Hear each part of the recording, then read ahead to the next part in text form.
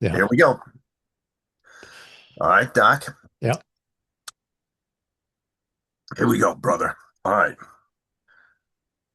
And yeah, camera's good and everything. Oh, yeah. Jimmy. Okay, here, let me come on, Bingo.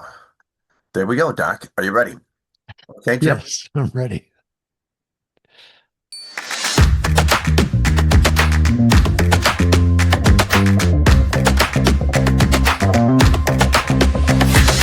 Hello, and welcome to Overlanders Then and Now. I'm Tom Bingle. And I'm Jim King.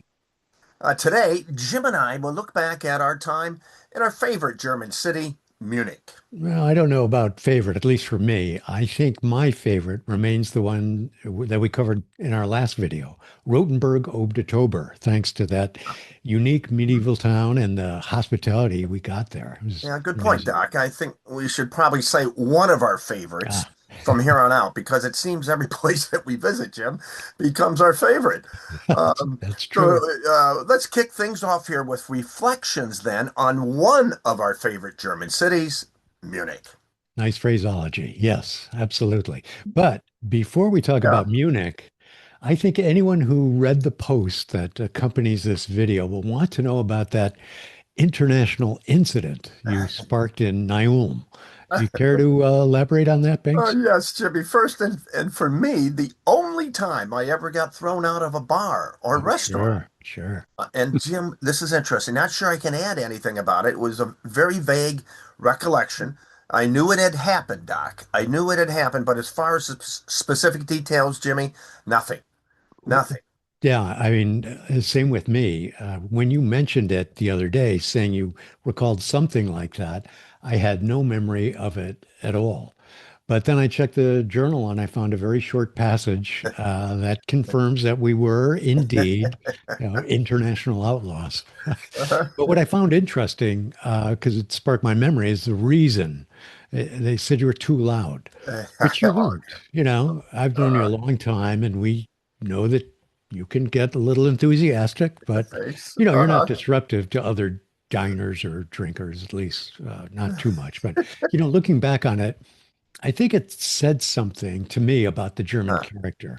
Order and decorum back then, following the rules, that was paramount. yeah, yeah, Jimmy. And, it may not be that way today, but another incident kind of brought that home for me. I was on the train, I'm sure you were with me, and I took my Uh-huh. shoes off and put my feet on the empty seat across from me. And one of the conductors came in and just started yelling at me. I had no idea what he was yelling about until he gestured very sharply for me to get my feet off the seat. But even after I did and apologized, many times, entschuldigen Sie, Yes, entschuldigen Sie, good job. he stood staring at me for what felt like a full minute, but I'm sure it was only a couple of seconds. But, Yeah, I can remember that. thinking on Yes, that Jimmy. now, I think Yeah. I think I've kind of become that conductor. It drives me crazy when I'm on the train to New York, for example, and I see people put their feet up on the opposite seat, or they put their backpacks or luggage or Uh-huh. lunch or whatever on the Uh-huh. seat right next to them, so nobody can sit there, which I think is just rude and Yeah. obnoxious, especially during, rush hour or when the Yes. train is really crowded. I think we could use a little more Oh, German yes. decorum nowadays. Agree, Doc. That German characters seem to me a bit harsher than the other Northern Europeans we had met, but not as initially as friendly, and always viewed as hardworking, diligent, and seemed like there were a set of rules everything had to abide by. Right. An exception, of course, is Herman Oh and, yeah. and Linda in Rothenburg. Oh yes, yes, absolutely. I really talking about initial impressions. Hmm. Others we met kind of fit the image of the strict, hardworking and diligent again about everything. And Jimmy, kind of a strange, but it appeared that the older generation deified their pet dogs, as Jim often saw a couple times, appeared, at the dinner table. Really? I don't remember that, but pets in restaurants and airplanes seem to have caught on here in the States, but Uh, I don't Jimmy, no now memory of going that. the other way, an interesting thing for me was that it seemed there was a generational difference with the younger Germans we met. Hmm. A bit more open in thought and openness. And Jimmy, several times we were approached by younger Germans trying out their English skills on Yes. us. And then I also hint, Jim being so technologically advanced, but there was this interest in technological ideas that America offered, a bit more than what Europe had at the time. So the younger German, Jimmy, was, open to us Americans, and language was the very key door opener. And Mhm. again, I don't have to, one of these great moments, Jimmy. As I said before, we were impressed by the fact that, the Dutch youth, the German youth, some Scandinavian, they spoke two, if not three or more languages. Incredible. Yeah. Yeah. It really kind of puts us to shame. But I think the key is immersion. Most of us in the States Mhm. simply don't have the opportunity to practice a second language thanks to our geographical isolation, right? Yes, that was especially true when we were growing up. Have you ever tried to learn a second language, Doc, other than in high school and college? Oh yeah, Just kinda- I have a shelf full of Rosetta Stone DVDs, for Oh, yeah. Spanish and French and Uh-huh. all kinds of books that promises you'll be speaking conversational whatever in 10 minutes. Uh, But unfortunately, I can only speak a few phrases in a different language. Although I I do remember when we were in Spain and split up for a time, an older man joined me on a park bench and struck up a conversation. And I was able to inform him in Spanish that Spain is very big. wow, Yeah, Jim, unbelievable. memorable Uh, conversation for him, no doubt. But think, how cool it would have been yeah, to be able to converse with others in their own language in yep, at least one country. Not yeah. that your method of communication wasn't effective, Binks. I found that the broken English and volume are key to effective international communication. All right, Jimmy, let's Right. get back to Germany and Munich. A minute ago, you talked about decorum, and I don't recall much of that, ironically, when we got locked out of the youth hostel, Jim.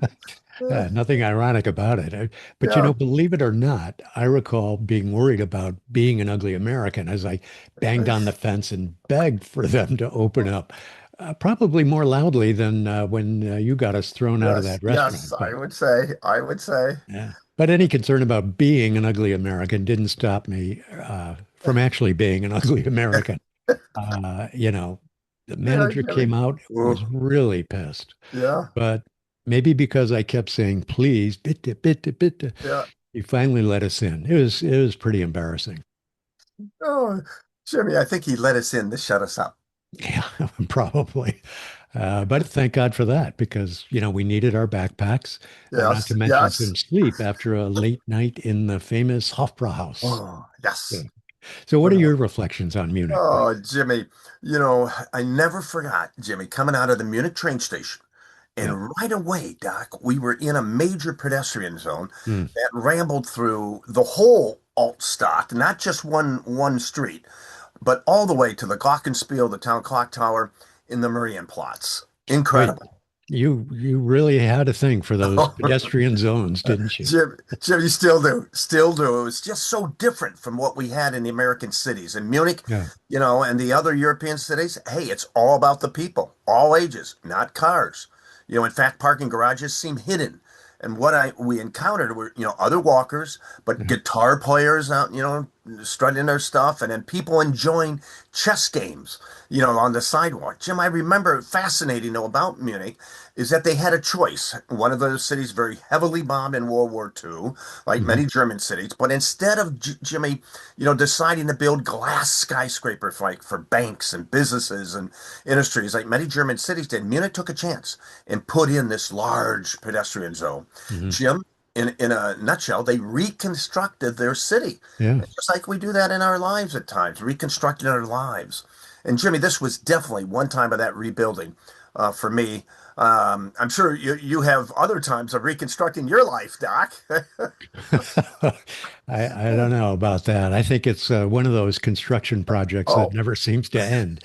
Yeah, like many of the highway projects around here. But well, tell us more, Banks. What sort of personal reconstruction took place? Oh, Jimmy, for me, the entire trip was a major reconstruction. And this Hmm. truly opened my mind to the world and then to the possibility of working somehow in this field of travel, one that saw people enjoying their lives while they were working, in the various elements of the travel field. And then the buzz, Jimmy, of meeting people from all over the Yeah. world and interacting and then learning that came with being in a foreign land and meeting new people.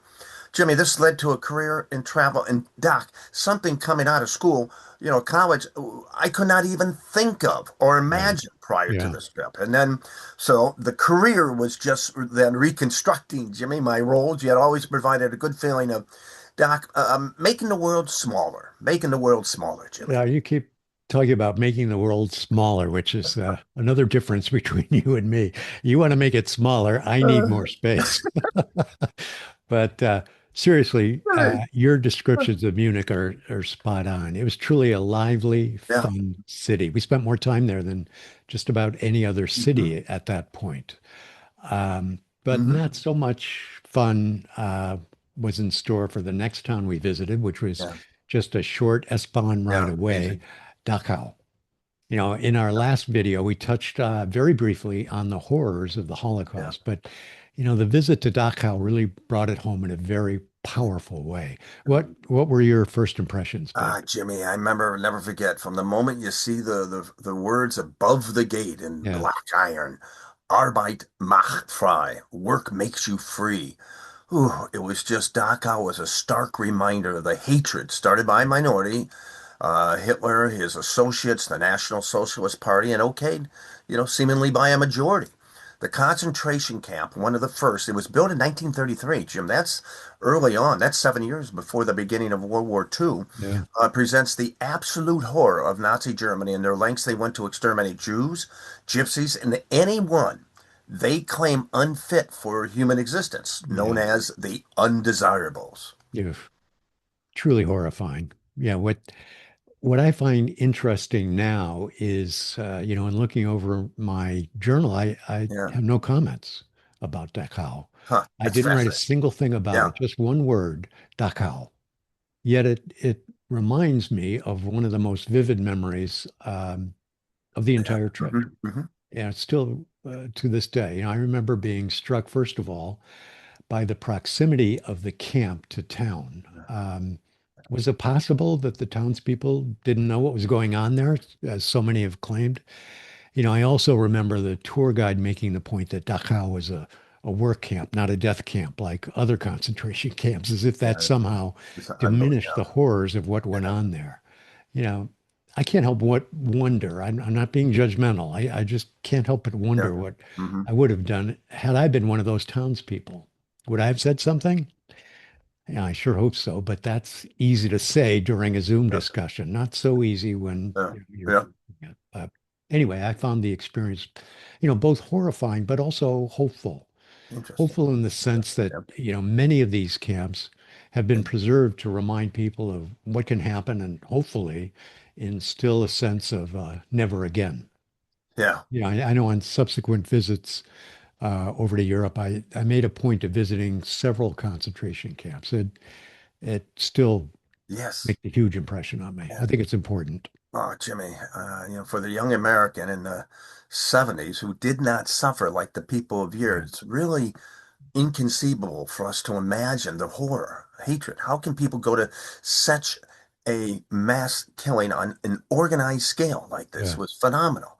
Mm. And Daco presents that cruelty of the human beings towards another and reminds us never to allow this inhumanity to exist again, Jim. And I don't know, the visit highlights the absurdity of human actions, human actions of a minority leadership driven by prejudice, hatred, cheap and damaging emotions, yet allowed by a majority, Doc. Yeah. I think your word, inconceivable, is the exact right word. Yeah.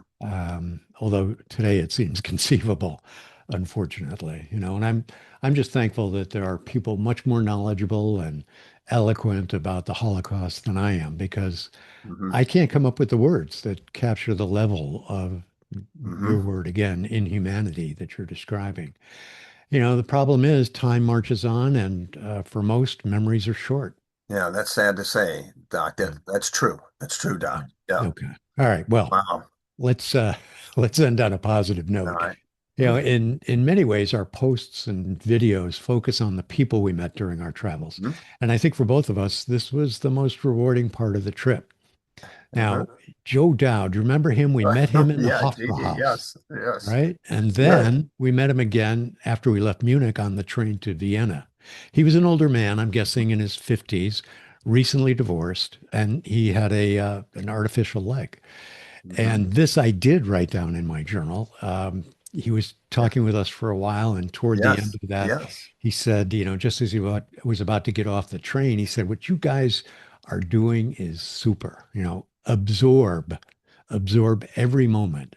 He kept saying that word, absorb. I still remember that, and the way Yes. he said Yes. it, Yes, Jim. it struck Yes. me like he was, both encouraging us, but he also said it with a Yep. certain sense of regret. And I don't know what that might have been, but it was a very poignant moment. Yeah, very I much, do Jimmy. try to live Yeah. by that when I get so distracted, absorb, I don't know, the sound of rain, Yeah. absorb that beautiful sunrise. One reason I like to get up early, absorb the camaraderie of family and friends. Yes, Jimmy. You know? Yes, Jimmy. Absorb the overlanders then and now. Jim, Yeah. yes, I'll never forget Joe D. Yeah. And Jim, it's a great way to end this particular episode. Just unbelievable. Joe D. So what's next? Well, as you mentioned, after Munich, we headed to Vienna, and we'll reflect on that in our next post and video. Okay. And so until then, friends, Absorb, absorb everyone. everyone. We can't even do it in English. We'll get it. All right, Doc.